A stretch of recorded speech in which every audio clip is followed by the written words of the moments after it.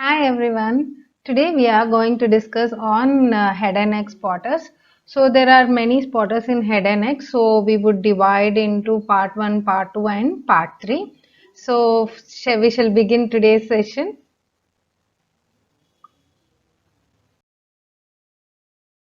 The structures which I am going to which we are going to see today are the scalp and the muscles of facial expression, which included under face and facial artery, suprahyoid muscles, sternocleidomastoid and trapezius, common carotid artery, internal carotid and external carotid arteries as well, and internal jugular vein, vagus nerve, and suboccipital triangle, and even the external jugular vein. So these are the structures which we are going to see in today's session. Starting with the scalp. So here the pinned structure is the scalp, you can see. So this one is the scalp. So let's see the possible sub questions. So first question would be the identify the pinned structure. The answer is scalp. Mention its layers. So the name of the scalp is the abbreviation for layers. S stands for skin, C for dense connective tissue, A for aponeurosis, that is Galea aponeurotica, L for loose areolar tissue, and P for pericranium. And which is the dangerous layer of the scalp? So the dangerous layer is the loose areolar tissue is the dangerous layer. Loose areolar connective tissue is the dangerous layer, which is the fourth layer of scalp.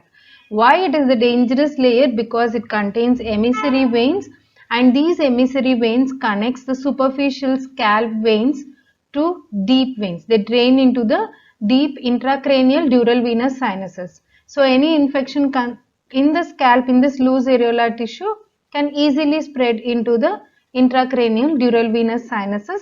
That is the reason it is called as dangerous area of face. Next, about the blood supply. Each half of the scalp is supplied by 5 branches, 3 in front of the ear and 2 behind the ear. So the 3 branches which are in front of the ear are supratrochlear, supraorbital, and superficial temporal, which is a branch of external carotid artery, and behind the ear are the posterior auricular and occipital, which are also the branches of external carotid artery.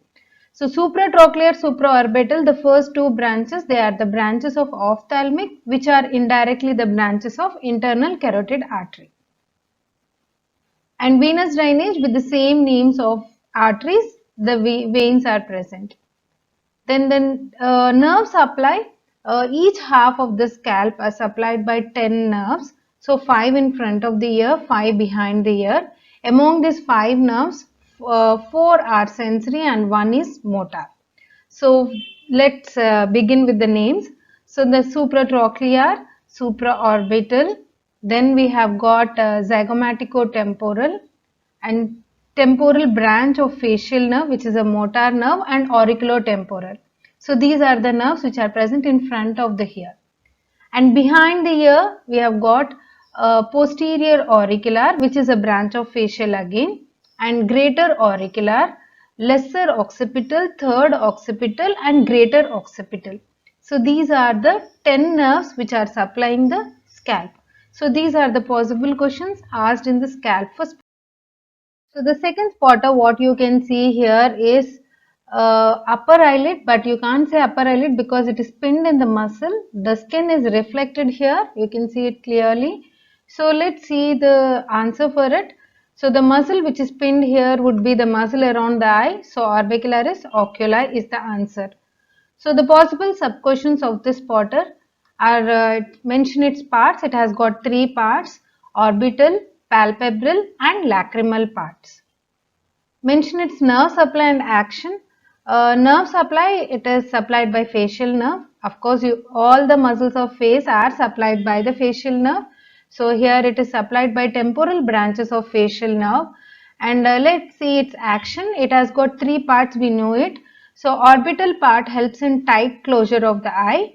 Then lacrimal part helps in dilatation of the lacrimal sac, and palpebral part, which is present within the eyelids, it helps in the gentle closure of the eye, that is blinking of the eye. and mention its clinical importance in Bell's palsy. One half of the face is paralyzed in Bell's palsy. So in Bell's palsy, we see the forehead and orbicularis oculi is also involved because it is lower motor neuron lesion. And in Bell's palsy, we see drooping of upper eyelids, and the patient won't be able to close his eyes tightly. So that is one of the clinical aspect.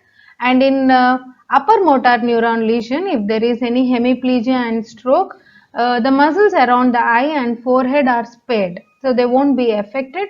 The muscles below the eye of the face, half of the face will get paralyzed. So the third spotter here, here it is pinned the upper eyelid. We can see the skin is intact here. So the spotter is upper eyelid. So identify the pinned spotter. Nerve supply, motor and sensory. Motor is, of course, orbicularis oculi is deep to it. So it is supplied by temporal branch of facial nerve, and sensory supply, it is supplied by ophthalmic division of trigeminal nerve.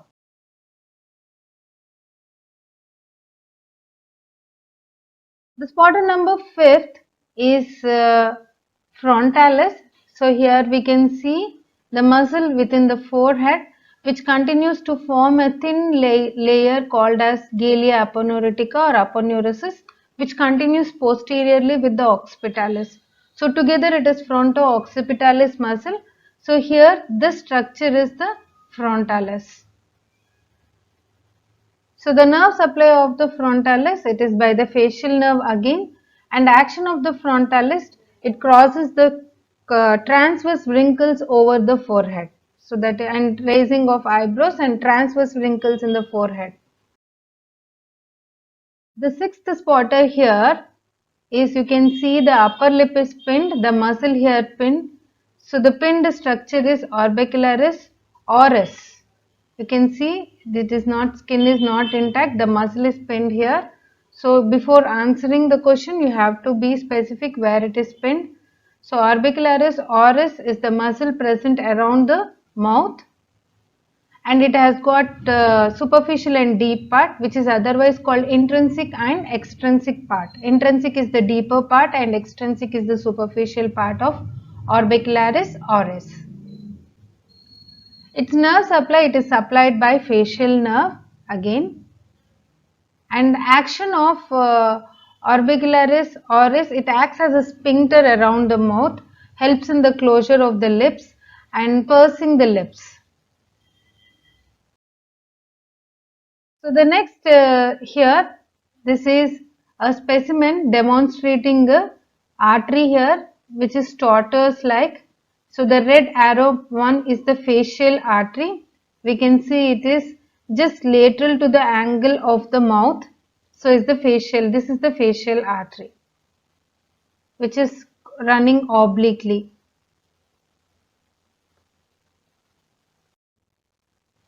So let's see some possible sub-questions asked for facial artery. So here you can see another image where we tied the facial artery here, which is present lateral to the angle of the mouth, and here is the parotid duct. You can see facial artery is between the superficial and deep muscles of the face. So mention its branches on the face. It has got 3 branches: superior labial, inferior labial and lateral nasal. It is a branch of external carotid artery. The spotter number 8 is, you can see the pinned area is the upper lip. Here the skin is intact, the skin is not removed. So be cautious when you are writing the answer. Pinned structure, when it is reflected the skin, it is orbicularis oris. If the skin is intact, it means the area is asked. So the pinned area here is the upper lip. Okay, so the clinical importance of this is, it is the dangerous area of face, that is the upper lip and lower part of the nose is considered as dangerous area of face because it is drained by deep facial vein. So the deep facial vein communicates with the cavernous sinus indirectly via the pterygoid venous plexus and emissary veins. So the deep facial vein communicates with the pterygoid venous plexus. Pterygoid venous plexus again communicates with the cavernous sinus via the emissary veins. So any infection or inflammation in this area can spread into the cavernous sinus. So that is the reason this area is called as dangerous area of face, this one. Its nerve supply, it is supplied by motor supply is by facial nerve, of course. It is supplied by the buccal branches of facial, and sensory supply, it is supplied by the maxillary division of trigeminal nerve. So it is a part of upper jaw, so it is supplied by maxillary division of trigeminal nerve. Here is the nine-spotter where the pinned structure is the ear, external ear. So you can say the auricle or pinna of the ear or external ear is pinned here, and muscles attached in it. So we have to talk about the facial muscles which are around the ear. There are three muscles around the ear which are auricularis superior, auricularis anterior and auricularis posterior. Talking about the nerve supply, the muscles of around ear, that is the muscles around the ear, they are supplied by branches of facial, and posterior to the ear we say it as posterior auricular branch of facial, and in front of the ear zygomaticotemporal branches of facial. And coming to the sensory supply, it has got sensory supply by three major nerves: vagus, which supplies the root of the ear. The root of the ear, it is supplied by auricular branch of vagus. And above the upper part of the ear, it is supplied by auriculotemporal nerve, and lower part of the ear, it is supplied by greater auricular branches and also lesser occipital. These are the cervical branches of cervical plexus. So all these will supply the external ear, sensory supply to external ear. So here is the spotted 10. We can see the pinned structure here is the anterior belly of digastric. How I can say it is anterior belly? So first, to have an orientation, this is the ramus of the mandible. What you are seeing here is the ramus of the mandible, and here is the mouth, and you can see here this is the sternocleidomastoid muscle, and there are the structures present in the neck. This is the submandibular salivary gland, this is the common carotid artery, you can see. And the muscle here, this is the anterior belly of digastric, which is attached to the inner surface of genu of mandible, and this anterior belly is continuing as a tendon. We can see it is the continuing as the intermediate tendon of digastric. So the questions asked for it, its attachment. Anterior belly attaches to the digastric fossa, which is present on the lower surface of genu of mandible. So lower inferior surface of genu of mandible shows a digastric fossa where the anterior belly of digastric gains its origin, and it inserts into the intermediate tendon. And development, it is develops along the first pharyngeal arch, that is the mandibular arch. So it is supplied by nerve to mylohyoid. So nerve to mylohyoid is a branch of inferior alveolar nerve, which is in turn a branch of mandibular nerve. So first pharyngeal arch is supplied by mandibular nerve. So nerve to mylohyoid is a branch of mandibular which supplies anterior belly of digastric also. So these are few possible sub-questions in anterior belly of digastric. Next here, the next comes to the posterior belly of digastric. You can see here, this is the anterior belly which we just now discussed, and this is the intermediate tendon continuing as the posterior belly of digastric. So posterior belly of digastric, it continues from the intermediate tendon and it attaches to the inner surface of the mastoid process. So we say it as digastric notch. So digastric notch present on the medial side of mastoid process. So that is the attachment, and it continues with the intermediate tendon. And development, posterior belly of digastric develops from the second pharyngeal arch. So the nerve of second pharyngeal arch is the facial nerve. So it is supplied by the branches of facial nerve.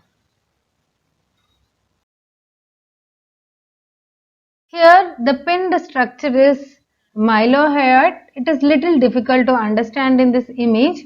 that is, a mylohyoid forms the oral diaphragm. So it's present in the floor of the oral cavity, separating the oral cavity from the neck region. So here the floor of the oral cavity is pinned, which is the mylohyoid. I will show in the next image in a better view. And its attachments, the mylohyoid gains its origin from the mylohyoid line of mandible. So it gets origin from the mylohyoid line, which is on premiedial side of mandible, and it gets inserted to the median raphe. Both right and left mylohyoid, they get interlaced and gets inserted to the median raphe, which forms the floor of oral cavity. And nerve supply and development, of course. So mylohyoid, it is developed from the first pharyngeal arch because it is supplied by the mandibular nerve. And nerve supply of the mylohyoid, it is supplied by nerve to mylohyoid, which is a branch of inferior alveolar, which is in turn a branch of mandibular nerve. So here is a beautiful dissected image to demonstrate muscles, suprahyoid muscles. So this is the anterior belly of digastric, and here is the mylohyoid, which forms the floor of oral cavity, forming oral diaphragm. And here is the hyoid bone. You can see hyoid bone, and this is the median raphe where both right and left mylohyoid, they interlace with each other. And one more muscle, we can see it is gaining its origin from the hyoid and going posterior to the mylohyoid, deeper to the mylohyoid. This is hyoglossus. It goes into the substance of the tongue. So this is hyoglossus muscle. So these are the few suprahyoid muscles which I can demonstrate here. And apart from that, we can also appreciate submandibular gland and facial artery, which is winding round the base of the mandible. So the next spotter here is the hypoglossal nerve. So here I'll show you hypoglossal nerve is here, which is looping. So to identify the hypoglossal nerve, you have to see for both internal and external carotid arteries. So here in this specimen, the ramus of the mandible and part of the body of the mandible is removed to expose the infratemporal fossa. And hypoglossal nerve, it is the motor nerve to the tongue. So we can see it is looping in front of superficial to both internal and external carotid arteries, and then it enters into the substance of the tongue from below. Okay, so this one is the hypoglossal nerve. That's how you identify the hypoglossal nerve, by seeing it is superficial to both internal and external carotid arteries, and we can see its course from posterior to anterior. And hypoglossal nerve is always accompanied by veins which are called vena comitatus hypoglossae. Apart from hypoglossal nerve, we can appreciate the mylohyoid muscle here. This is entering the face, and this muscle, what you are seeing here, it is a muscle of mastication, that is masseter. And this is external carotid artery. You can see here, which is branching is the external carotid artery. The one which doesn't give rise to any branches is the internal carotid artery. And both are arising from the common carotid. So you can see here the hypoglossal nerve running superficial to it. So muscles supplied by it, all the muscles of the tongue are supplied by the hypoglossal nerve except palatoglossus. So palatoglossus is a muscle of soft palate also. So it is supplied by 11th cranial nerve. Okay. So that is the pharyngeal plexus of 11th cranial. So now hypoglossal nerve supply, it supplies all the muscles of tongue except palatoglossus. Running obliquely is the sternocleidomastoid, which is a prominent muscle in the neck, divides the neck into anterior and posterior triangles. So sternocleidomastoid, it gains its attachment from sternum and the clavicle, and it gets inserted to the mastoid process. So to be specific, it gets origin from the anterior surface of the manubrium sterni, and it also gets origin from the clavicle, as the clavicular head from medial 2/3 superior and the anterior parts of the clavicle, and it gets inserted. Both the heads converge and they run obliquely like this and insert into the mastoid process, that is the lateral surface of the mastoid process, and also inserts in partly into the superior nuchal line. Little part of it gets inserts to the superior nuchal line. And nerve supply of sternocleidomastoid, it is supplied by the spinal accessory 11th cranial nerve. And clinical importance of it is the torticollis or wry neck, where the spasm of unilateral sternocleidomastoid may occur. It can be congenital, it can be acquired. So you can write as about torticollis and wry neck. So let's talk about the spotter number 15. Here the specimen is shown from the posterior view. So this is the posterior view. What is pinned here is the superficial muscle on the back of the neck. So here is the trapezius muscle which is pinned here. So we would discuss its attachments and nerve supply now. So here you can see how the trapezius is present on both the sides. It makes a complete trapezoid with both right and left trapezius. So you can see its origin, it gets origin from the superior nuchal line, that is the medial 1/3 of the superior nuchal line, and it gets origin from the spines, that is from C7, T1 to T12 spines, it gets origin, and it gets inserted to the clavicle laterally, to the lateral 1/3 of the clavicle, and it also gets inserted to the spine of scapula and acromion process, that is the upper border of the spine of scapula and acromion process. And the lower fibers, we can see they get inserted to the base, that is the medial end of the spine of scapula. It gets inserted to the medial end of the spine of scapula. Upper fibers, you can see they get inserted to the clavicle, and middle fibers gets inserted to the acromion process and upper border of the spine of scapula. So that was its origin and insertion. Nerve supply of the trapezius, it is supplied by spinal accessory nerve. The same spinal accessory nerve also supplied sternocleidomastoid. And apart from spinal accessory, trapezius also innervated by C3-C4 cervical nerves. So C3-C4 cervical nerves also supply the trapezius. And action of the trapezius, upper fibers, they act along with levator scapulae and helps in shrugging of shoulders. And middle fibers, they help in stabilizing the scapula and they act along with rhomboids major and minor in retraction of the scapula. And lower fibers helps in overhead abduction. So it helps in the rotation of the scapula, forward rotation of the scapula along with serratus anterior. So these are the three actions from three different fibers of trapezius. Spotter number 16, you can see now contents of carotid triangle. So this is the common carotid artery which is tied up here. Nice thick artery which is seen in the neck. The only artery visible is the common carotid which divides, bifurcates into internal carotid and external carotid artery. Common carotid artery. So you have to see the orientation of the specimen. This is oriented towards the left side. So left common carotid artery, it is a direct branch of arch of aorta. Whereas the right common carotid artery, it is a branch of brachiocephalic trunk. So that is the difference in origin. You have to identify whether it is the right or left common carotid. So what is tied here is the left common carotid artery. And its level of bifurcation, it bifurcates at the level of thyroid cartilage, and it to the vertebral level we can say it bifurcates between C3 and C4, or it bifurcates at the level of C4 cervical vertebra. And pulsations, where it is felt in the carotid triangle. Okay, pulsations of carotid artery is felt in the carotid triangle just lateral to the thyroid cartilage. And mention its branches.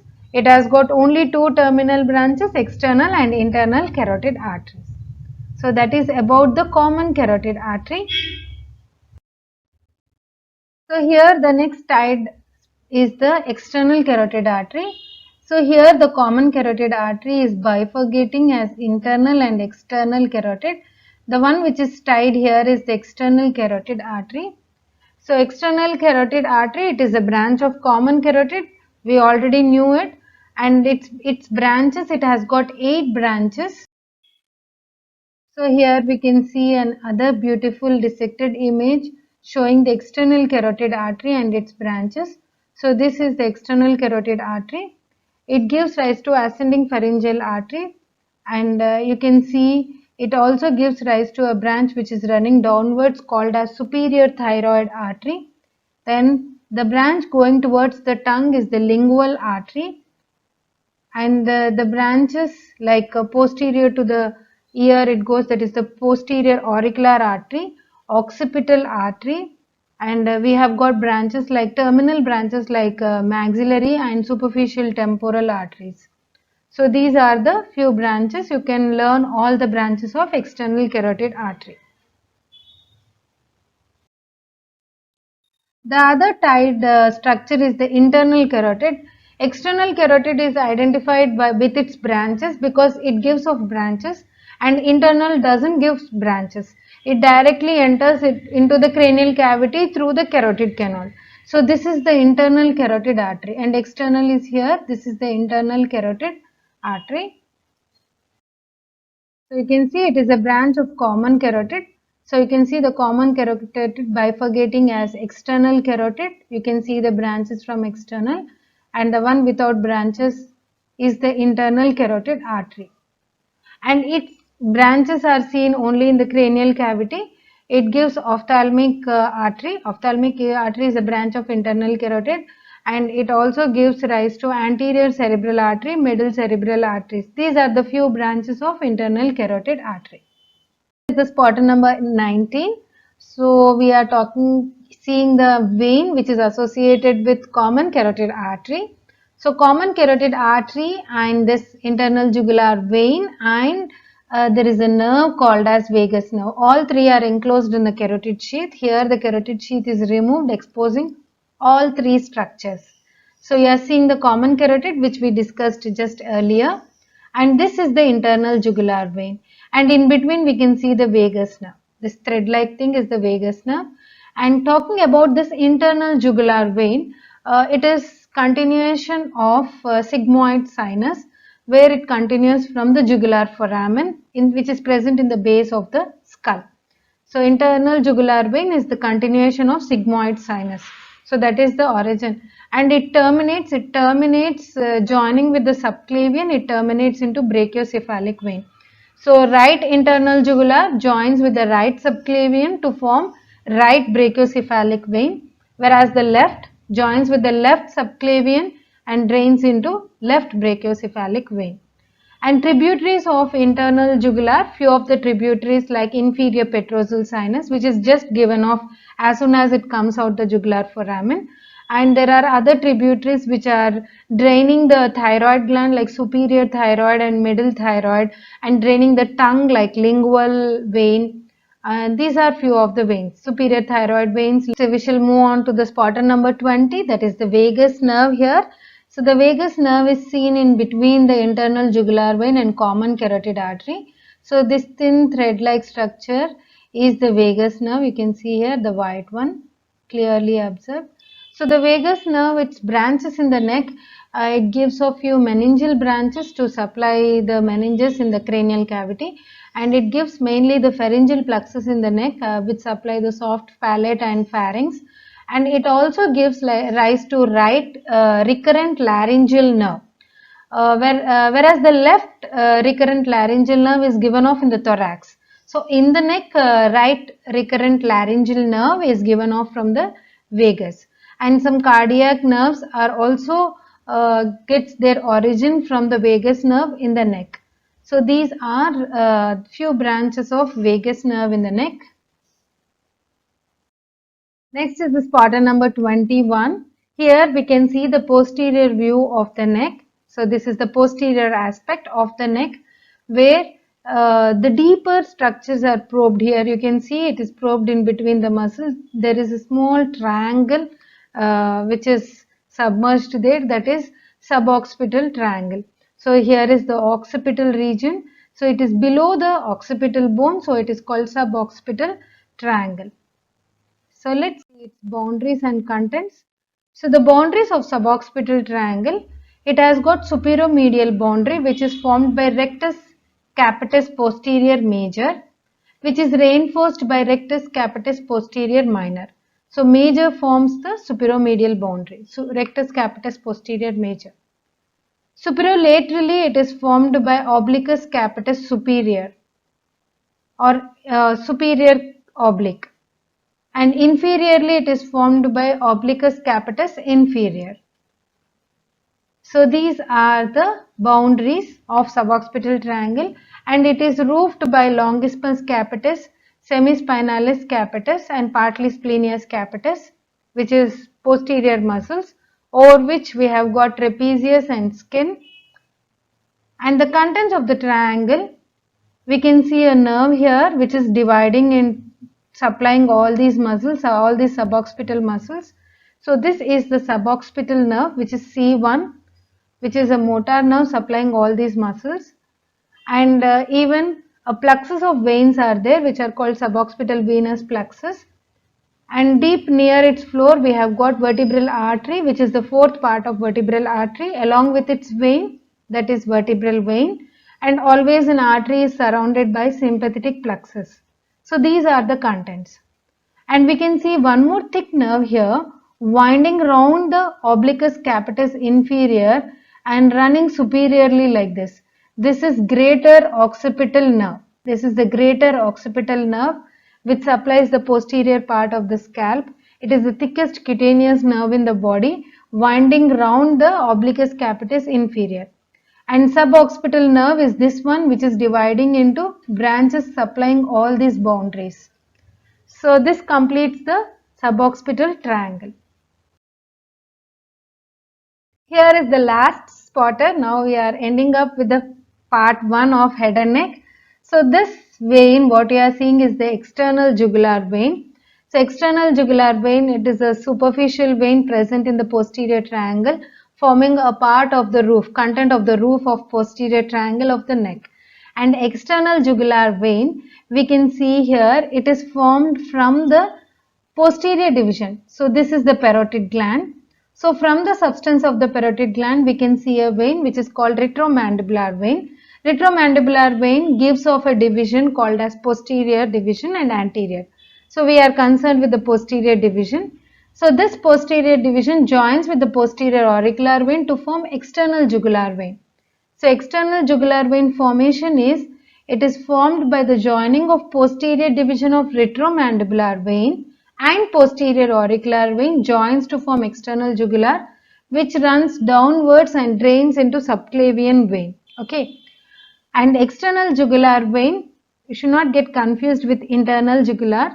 As we know, the lumen of external jugular is quite smaller. The diameter of external jugular is quite smaller compared to internal jugular vein. But one more way to, sometimes you may find a cadaver with larger lumen, larger diameter external jugular vein. Then how to differentiate? You have to see its origin. It is formation, where it is formed. So it is formed from the parotid gland. From the substance it will start. So that's how you will identify it. Just below the parotid gland it will start. And internal jugular vein, you can see here, this is internal jugular vein, and we can see the common facial vein draining into internal jugular vein here, which is quite deeper. And external jugular vein lies superficial to sternocleidomastoid, and internal jugular vein lies deep to sternocleidomastoid. So that's how you differentiate the external and internal jugular vein. Talking about the tributaries of external jugular vein, its posterior external jugular vein is one of its tributary, and anterior jugular vein and transverse cervical vein. So these are few of the tributaries of external jugular vein.